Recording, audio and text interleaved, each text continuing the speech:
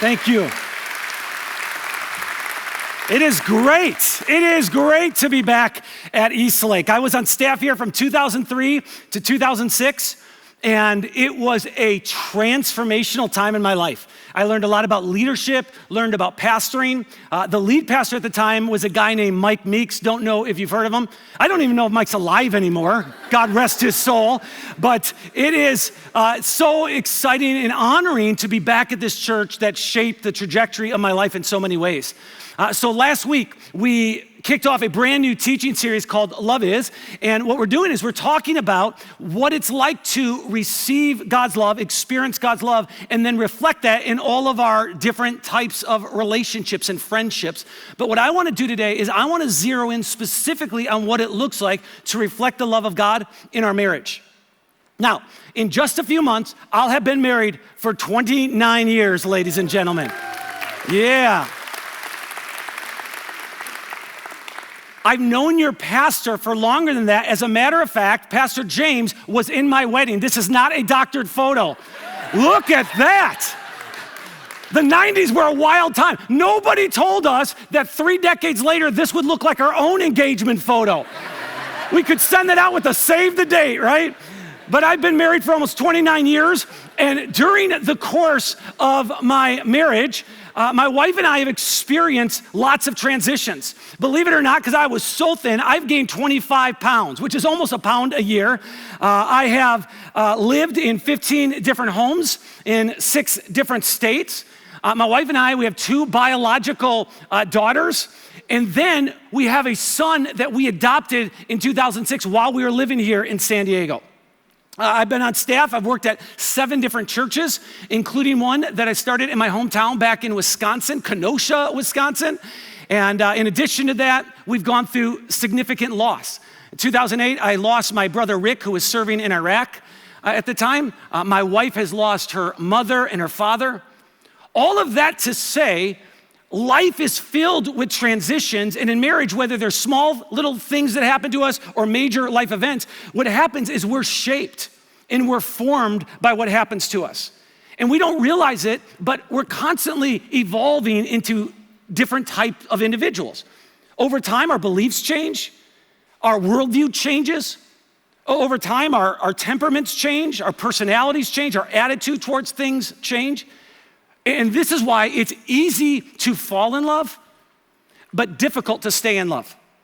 It's why whenever I officiate weddings, I look at this couple that is so deeply in love and they're wiping tears, and just before they exchange vows, I usually say something along the lines of, I need you to know that you are not just committing to love and honor and cherish this person you are deeply in love with right now. You are promising to love and cherish and honor them as they evolve into different individuals because of the stresses and pressures of life. Like, you're committing to love the same person who will become 7 different spouses over the course of your marriage. It's just the way it is, right? And for those of us who are married, we know this, and it's the reason why it is a lifelong journey of trying to learn how to love our spouse. I don't know if you've ever thought about this before, but love really is something that we learn. So from the moment we're born, the idea of what love looks like, what it feels like, what it's supposed to be, it's constantly being evidenced in front of us in ways that are shaping us. As children, we learn about love from our parents and our grandparents for the good or bad, right? How they model affection, how they communicate with each other, that gets embedded in us. We learn it as children from fairy tales and from cartoons. As we get older, we learn it from social media. We learn it from gossip magazines and movies and TV shows and romance novels, right? We learn it from love songs. Like, our idea of love is shaped by people like John Legend, who sing, "'Cause all of me loves all of you, love your curves and all your edges, all your perfect imperfections." Ugh. What in the world, right? But regardless of the time period or the culture that we live in, we are shaped by our surroundings and our idea of love. And 2,000 years ago, people living in ancient Corinth were shaped by Greek culture. Now, Corinth was a port city, so it was a tourist destination, right? It was known for its arts and its entertainment. Sailors were all over the city. People, again, would visit, and very much like San Diego, except I'm almost positive that Corinth had a professional football team. Another story for another day. Boo, right? But here's the deal. Corinth was home to the temple of Aphrodite, which was on a large hill overlooking the city. Aphrodite was the Greek goddess of love associated with beauty and with fertility and sexual attraction. So Corinth was known for its sexual indulgence. And last week we talked about how in Greek culture, when they talked about love, they had different words for love based on the context of which it was being used, right? And so, for example, eros love, romantic love, erotic love, sexual love, in the Greek culture, that was out of control. Our culture here in the States is very sexualized, but Corinth was our culture on steroids. Again, people would come from all over the known world to visit Corinth, and they wanted to hook up with prostitutes. They wanted to go to brothels, and the vast majority of prostitutes living in Corinth were women and children who had been forced into the sex trade. So it was out of their control. It wasn't a choice that they made. The choice was made for them, and that was an acceptable part of their culture. Now, you can imagine how followers of Jesus, people who've surrendered their life to Jesus, growing up in that culture, were bringing with them into the church as they surrendered to Jesus. They were bringing in all types of sexual hurts and regrets and baggage. And so what happens is around 53 AD, the Apostle Paul decides he's gonna write a letter to this church in Corinth, and he's gonna address various types of issues. And one of the issues he hits on several times is the issue of love. He talks about erotic love. He talks about how it's gotten out of control. He talks about how people are burning with their passions and how they need to be very, very careful. But then what he does is he eventually transitions into talking about agape love, which is a love that's unconditional and selfless. And here's what Paul writes about agape love. He says, love is patient, love is kind. Now, if you were not here last week, you need to go to eastlake.church and you need to catch up, because we talked about how God's patience towards us is evidenced in his kindness towards us. And how in any of our relationships, in any of our friendships, this is a love that can be reproduced.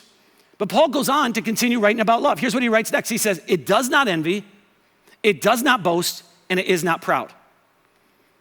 Now, most of the people reading Paul's letter, remember, they're in a culture where love's transactional. It's tied to pleasure. It's tied to personal gain. Love is all about what you can get, not about what you can give. And so what Paul does is he offers a countercultural definition of love. A few summers ago, I was on vacation with my family. We got back home and it went from the highest of highs to the lowest of lows. We had a great vacation. When we get home, it's over 100 degrees outside and our air conditioning unit is broken, right? So that just turns you into a different human being altogether. And so I don't know anything about HVAC, but I went outside and I looked at the unit and I could tell something was wrong because the entire unit had ice all over it. It was built up. And so what I ended up doing is I called my dad. I said, I'm guessing it's gonna be impossible to get a technician today because it's so hot and everybody's probably having problems. Do you know how to fix this? And he goes, I don't know a lot about HVAC. He said, but here's what I would do. I would check the filter.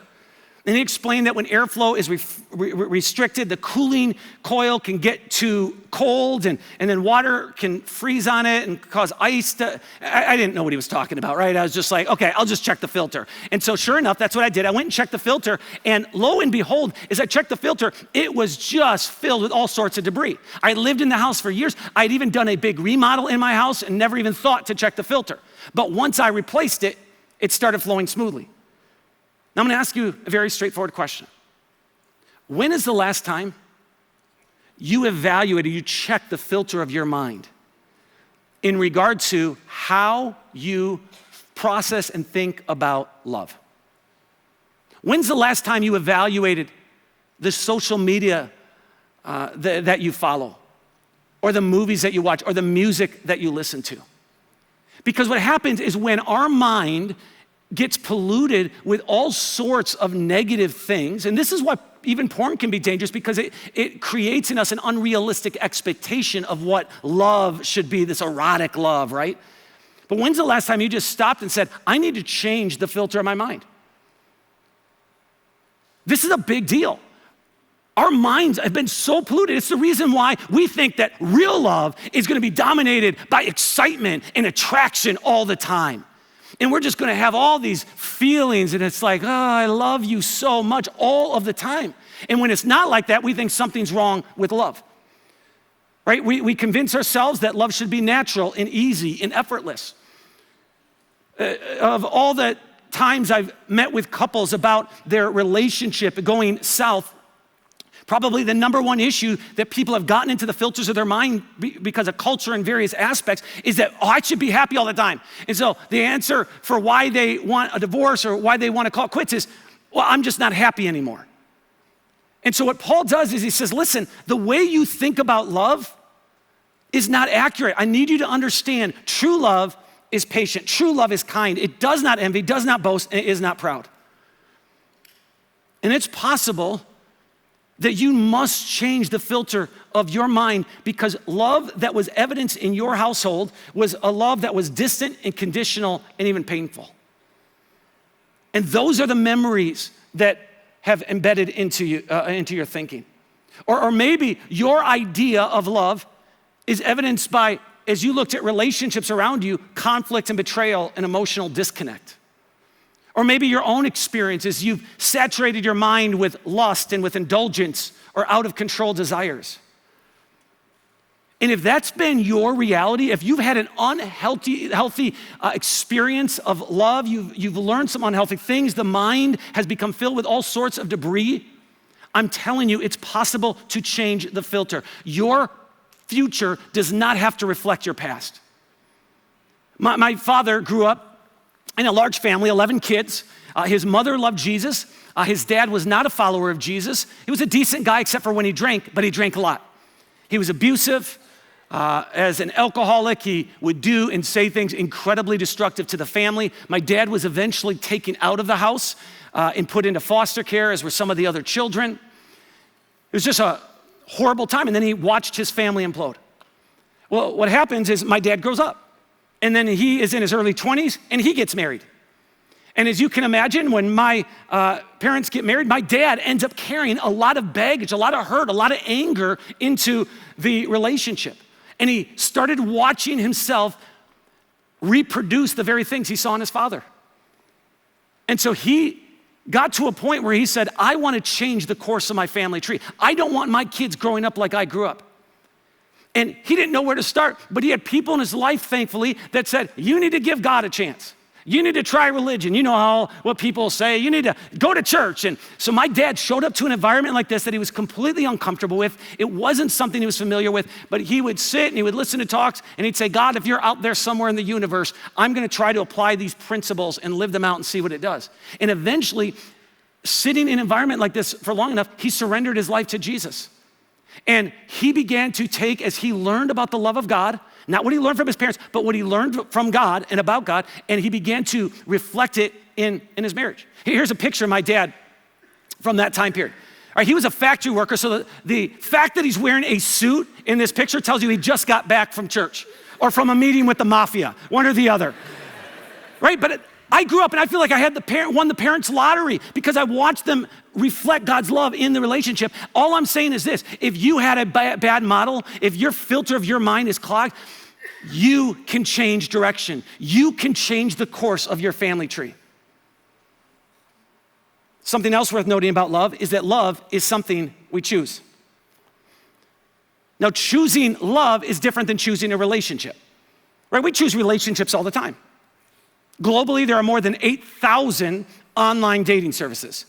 There's Tinder, there's Hinge, there's Match.com, there's Bumble, there's OkCupid, there's eHarmony, there's Farmers Only. I mean, so many different relationship sites. And it's fascinating to me. Why do people choose relationships?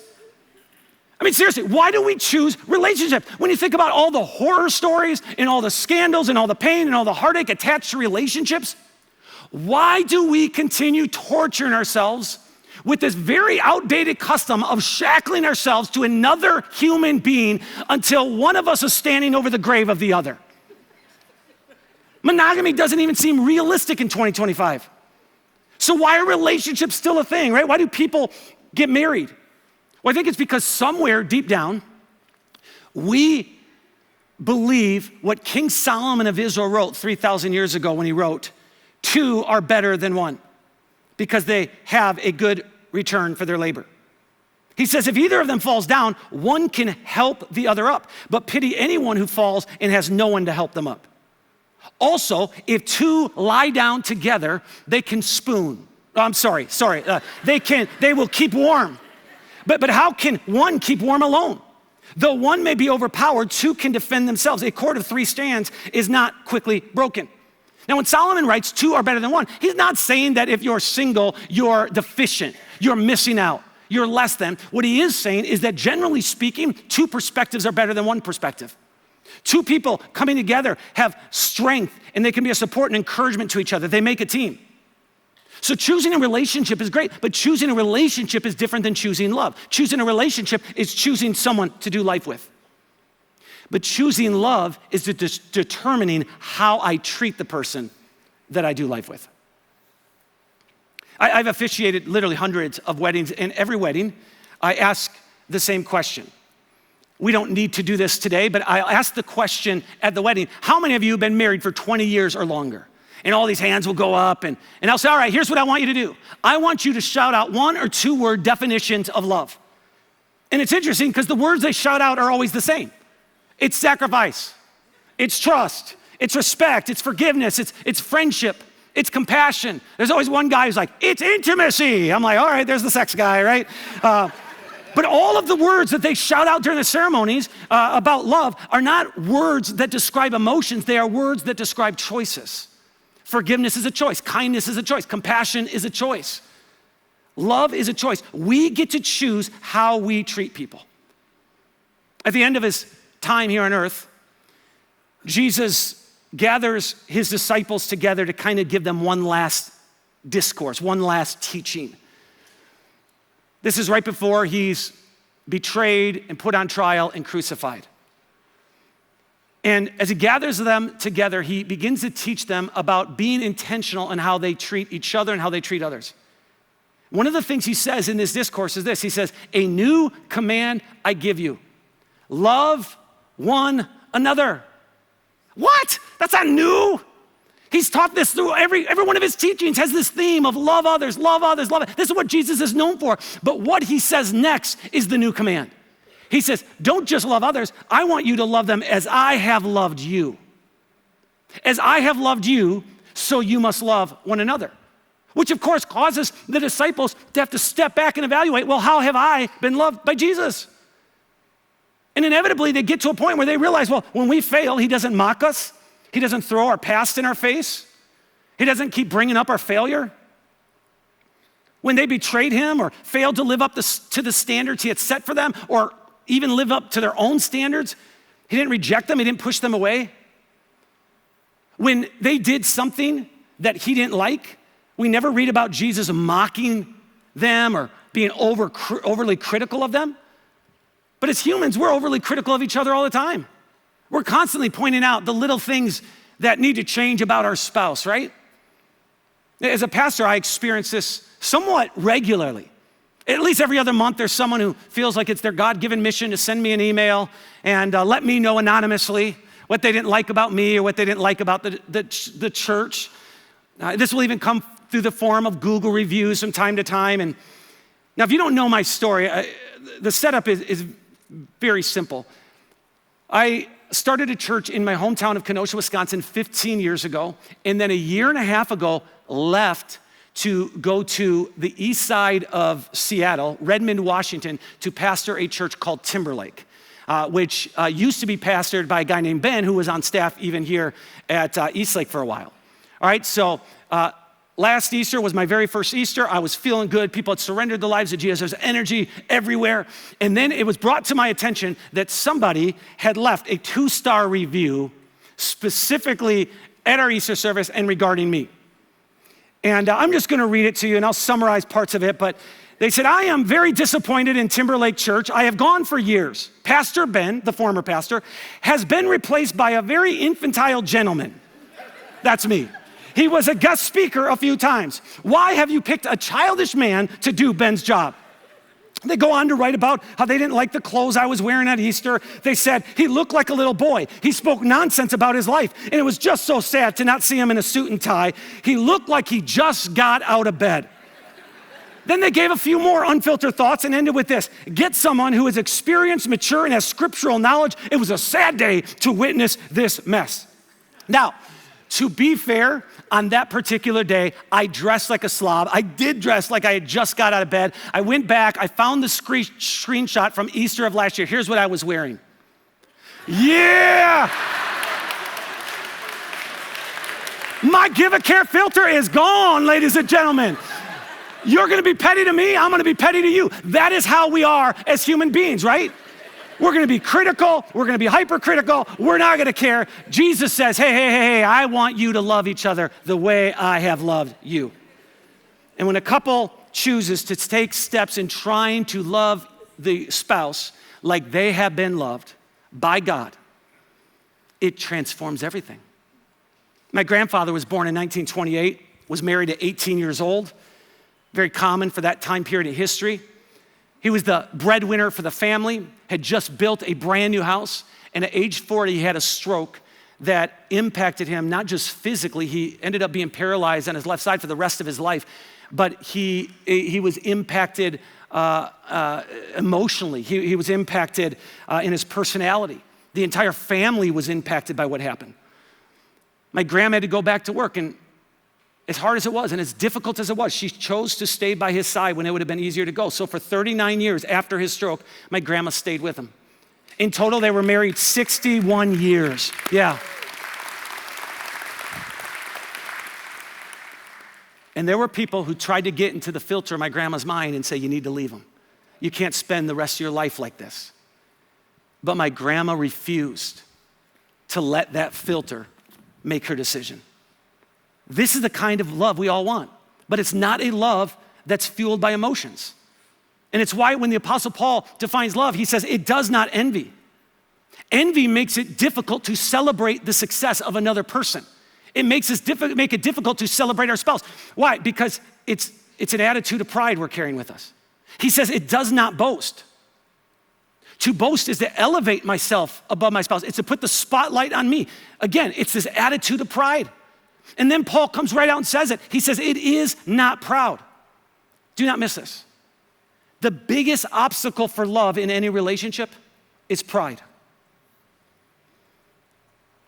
Pride doesn't listen to other people. Pride keeps score. Pride disregards the feelings and the needs and the dignity of our spouse. The thinking and pride that just pollutes our mind is, I'm the most important person in this relationship. 3,000 years ago, King Solomon of Israel describes the impact of pride this way. Pride, he says, goes before destruction and a haughty spirit before a fall. If you walk down the path of pride long enough, it will lead to disaster and to ruin and to chaos. But when pride is evidenced in a relationship, we minimize it. Well, I don't feel the need to apologize. I don't think it's that big of a deal. And you're just all emotional right now. You act like I don't care about you. I care about you, but we just minimize it. But I'm gonna tell you, if it gets out of control, if it does not get confronted, eventually it ends in disaster. It's like occasionally on the news when we see somebody who brings a exotic animal into their house as a pet, right? And then it turns into a 500-pound Bengal tiger or some chimpanzee, and we see the news and it destroys the owner, right? Kills them, and it's like, why would anyone have that as a pet? Really, why? Well, it's because it doesn't start out as a 500-pound Bengal tiger. It starts out as this cute little furry cub that they bring in and they feed it and they pet it and they give it names like Tony the Tiger or Claudia, and they give it these crazy things, and it's just this pet, and it goes slowly, and then over 3, 4, 5 years, it becomes a full-grown tiger, and something provokes it and it turns and it does what it does best. It attacks. That's pride. It doesn't seem like it's that big of a deal, but it is. Pride is what keeps us from initiating an apology, even when we know we're wrong. Pride is what keeps us arguing a point long after we realize we don't even have a good point. Pride keeps us from seeing or acknowledging our weaknesses. It keeps us from asking for help. It causes us to close up when we should be opening up. Pride is the reason we have to have the final word all the time. And it feels like no big deal, just a small, cute, furry cub. But I'm telling you, undealt with, it turns into a predator. In another one of his writings, King Solomon says this. He says, when pride comes, then comes disgrace. Ultimately, pride leads to shame, It leads to embarrassment, it leads to the loss of respect, and it leads to the destruction of a relationship. Put another way, pride gradually diminishes us. It diminishes our capacity to admit when we're wrong. It diminishes our willingness to apologize. It diminishes our desire to ever reconcile. It diminishes our willingness to celebrate our spouse. And the reason that pride is so dangerous is because we don't see pride in ourselves until the damage is done. See, it's easy to see pride in other people. That's obvious to us. But we don't see it in ourselves because most of the time it's not overt. It's not dramatic. Most of the pride in our life is just very subtle and very sinister, and it's just growing over time. Yeah, I keep score, but it's because I'm a person of justice. And yeah, I always need to be right, but it's because of how I was raised.